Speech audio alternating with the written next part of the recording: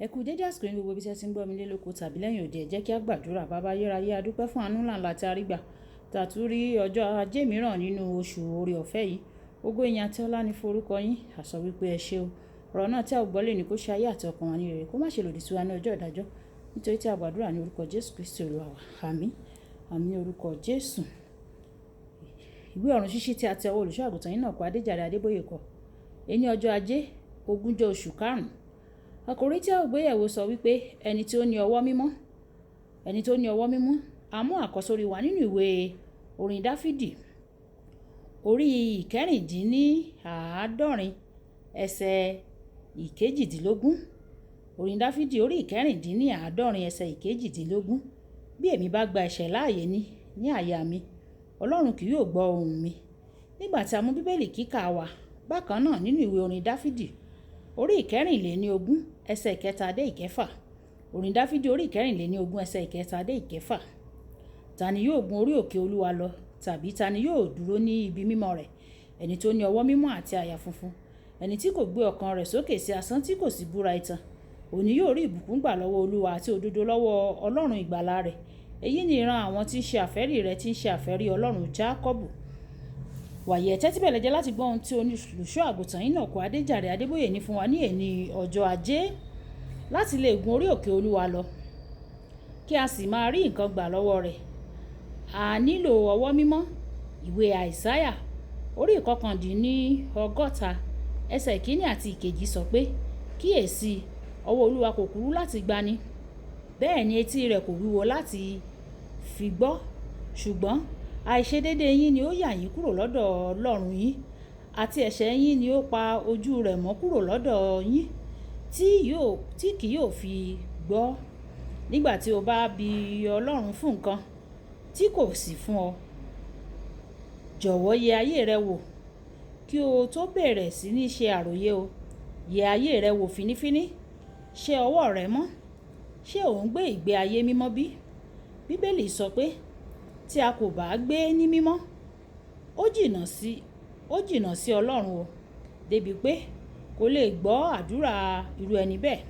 Nítorí àwọn ènìyàn tó ń gbé nínú ẹ̀ṣẹ̀, wọ́n jìnnà sí Ọlọ́run, kò ní gbọ́ wọn o. Ọlọ́run kórìíra ẹ̀ṣẹ̀, kò sì lè súnmọ́ ẹ̀ṣẹ̀ rárá. Tí o bá fẹ́ ohunkóhun lọ́wọ́ Ọlọ́run, tàkété sí ẹ̀ṣẹ̀.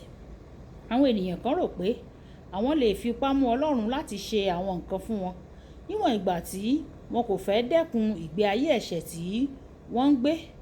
Wọn kò sì fẹ́ mọ̀ pé Ọlọ́run kò ní gbọ́ àdúrà wọn. Wọn yóò wá ẹni àmì òróró Ọlọ́run kan láti gbàdúrà fún wọn. Wọ́n gbàgbọ́ pé Ọlọ́run yóò dáhùn àdúrà ìránṣẹ́ tó ní ẹni àmì òróró, torí pé ó jẹ́ ẹni àmì òróró Ọlọ́run. Ní àìmọye ìgbà, mo ti gbàdúrà fún àwọn ènìyàn fún ìwòsàn, ìdáǹdè àti àlùyọ láìsí èsì o. Ní àwọn ìgbà mìíràn, mo ti ké pe Ọlọ́run, kí ló ṣẹlẹ̀? Kí ló dé? Ọmọ rẹ ni ẹni yìí. Kí ló dé tí o kò dáhùn àdúrà mi?